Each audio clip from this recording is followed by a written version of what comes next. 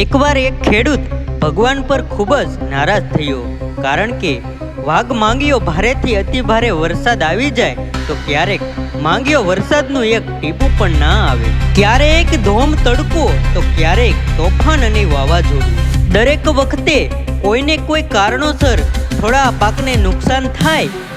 એકવાર નિરાશ બેઠો બેઠો ઉપર આકાશ તરફ જોઈ ભગવાનને કહે, ભગવાન તમે પ્રભુ છો એ વાત બરાબર, પણ મને એમ લાગે છે કે તમને ખેતીવાડી વિશે કોઈ નોલેજ નથી લાગતું. મારી એક પ્રાર્થના છે, તમે મને એક મોકો આપી જુઓ. હું જેવું ઈચ્છું એ પ્રમાણે મોસમ થઈ જાય. જ્યારે હું ઈચ્છું ત્યારે વરસાદ આવી જાય ને જ્યારે હું ઈચ્છું ત્યારે તડકો આવી જાય.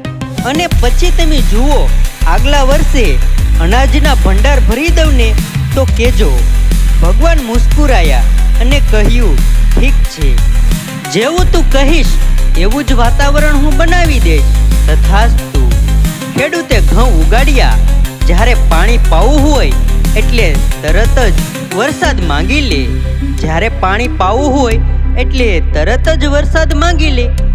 ધોમ તડકો, ભારે પવન, વાવાઝોડું એવું તો કાંઈ આવવા જ ના દીધું અને ઘઉંને જીવની જેમ સાસવ્યા. ખેડૂતને કશું કરવાની જરૂર ના પડતી, બસ અદબ વાળીને બેસી રહેવાનું, કારણ કે પાણી વાળવાની તો કાંઈ ચિંતા જ ન હતી. સમય વીતવા લાગ્યો અને ઘઉંના છોડવા પણ ખૂબ જ સરસ પાકી ગયા. ખેડૂતને ખુશીનો પાર ન રહ્યો, કારણ કે એક પણ છોડનું નુકસાન ન થયું. આવી ખેતી તો અત્યાર સુધીમાં ક્યારેય પણ ના થઈ હતી. ખેડૂતે તો મનમાં ને મનમાં વિચાર્યું, હવે ખબર પડશે પ્રભુને ખેતીનો પાક કેવી રીતે સફળ થાય. ખાલી ખોટા આટલા વર્ષથી હેરાન કરતા હતા. પાક લણવાનો સમય આવી ગયો.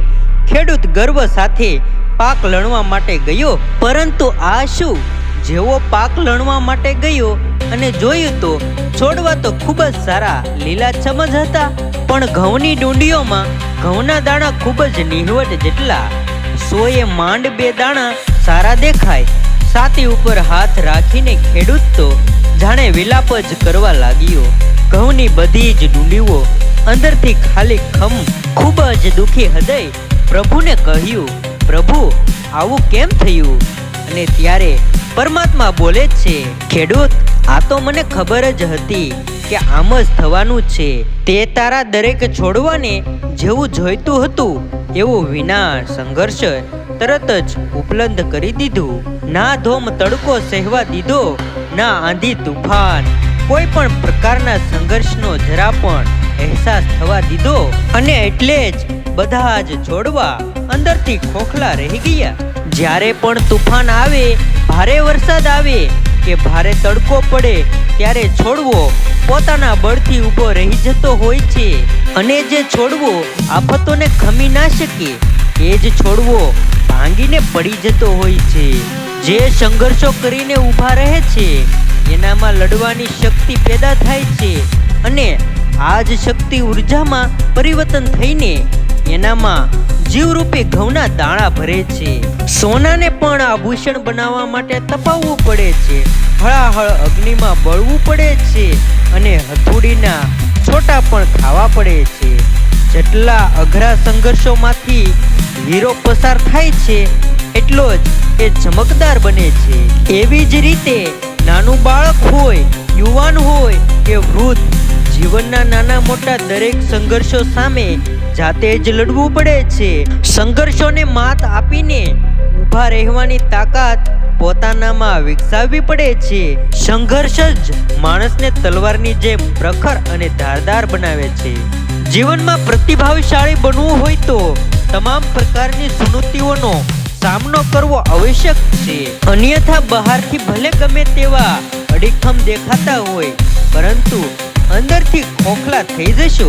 તો મિત્રો, આ વિડીયો વિશે તમારું શું કહેવું છે મને કોમેન્ટ બોક્સમાં જરૂરથી જણાવજો. અને મિત્રો, આવા જ નવા વિડીયો જોવા માટે અમારી ચેનલને લાઈક, શેર, સબસ્ક્રાઈબ કરી નાખજો.